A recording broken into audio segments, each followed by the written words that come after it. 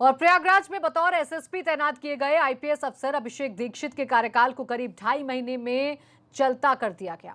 अभिषेक दीक्षित पर तैनाती के साथ ही भ्रष्टाचार के कई आरोप लग रहे थे, जिसके बाद आज सीएम योगी के निर्देश पर अभिषेक दीक्षित के खिलाफ कार्रवाई हो गई। क्यों गिरी इस आईपीएस अफसर पर गाज, इस रिपोर्ट में समझिए।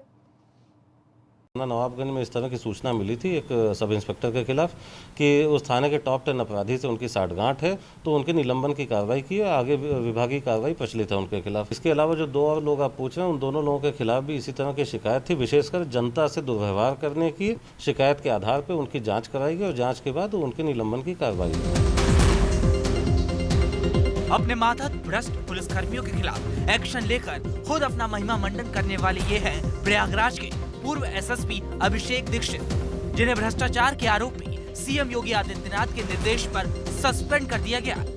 लेकिन एसएसपी साहब के खिलाफ ये कार्रवाई तब हुई जब वो खुद मीडिया के सामने सिपाही भर्ती परीक्षा में हुए भ्रष्टाचार की जानकारी दे रहे थे।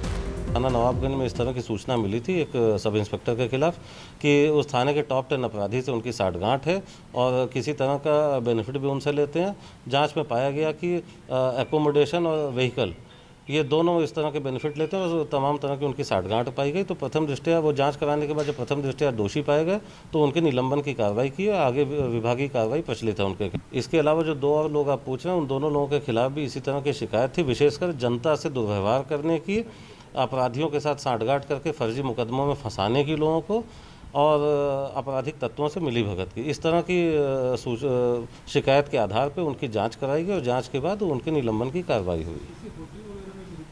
ऐसी भी सूचना आई थी उसमें कि जो मैंने कहा कि वो उनसे अपराधियों से जो जिस तरह के गेन लेते थे उसमें एकोमोडेशन, जो जैसे होटल में रुकने की बात आपने कही और उनकी गाड़ी वगैरह के इस्तेमाल की, ऐसी सूचना, ऐसी शिकायत प्राप्त हुई थी।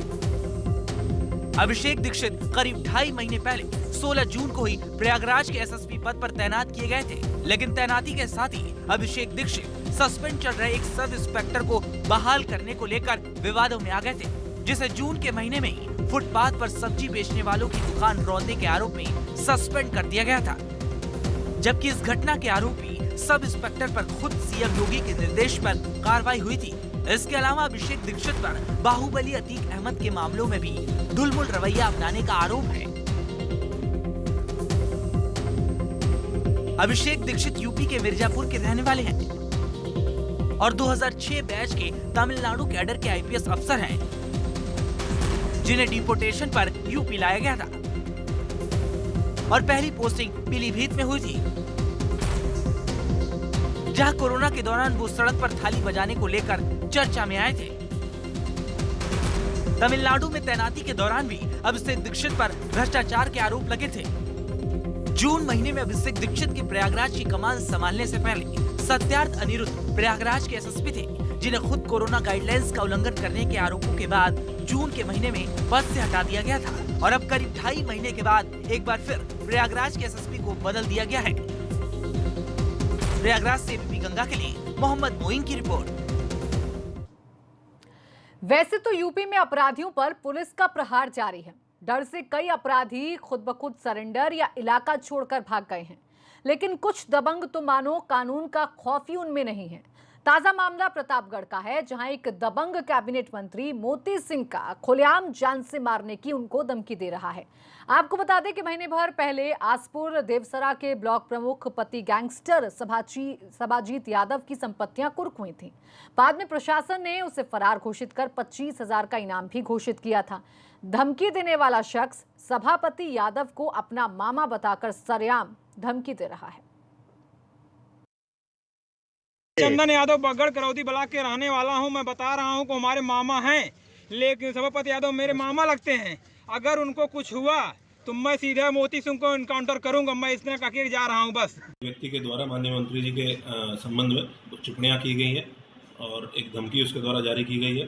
तत्काल इसको संज्ञान में लेते हुए इस व्यक्ति के विरुद्ध थाना आसपुर देवसरा में मुकदमा अपराध संख्या 265/20, धारा 147, 504, 506, 507, 188, 269 आईपीसी, 66 आईटी एक्ट और 51 आपदा प्रबंधन अधिनियम के तहत पंजीकृत किया गया है। ये देखिए, प्रतापगढ़ में थाना आसपुर देवसरा है। वहाँ पर एक बगड़ यादव नाम का एक आदमी आया, जो कि वहाँ के एक माफिया है पुराने, जिनके खिलाफ पुलिस कार्रवाई कर रही है। वहाँ के पूर्व ब्लॉक प्रमुख रहे हैं, उनका वो अपने को रिश्तेदार बताते हुए उसने कुछ अश्लील तो नहीं लेकिन आपत्तिजनक बातें जो अपराध से संबंधित है उसको कमेंट किया वहाँ के माननीय मंत्री के खिलाफ, जिसके संबंध में थाना आसपुर देवसरा में मुकदमा कायम हुआ है और जो मुलजिम है उसकी तलाश की जा रही। टीमें लगी हैं, हमारी टीम भी लगी है रेंज हेडक्वार्टर से भी प्रतापगढ़ की, और हम लोग इस बारे में वो रहने वाले सुल्तानपुर का है वो व्यक्ति, तो उसकी गिरफ्तारी का प्रयास किया जा रहा है।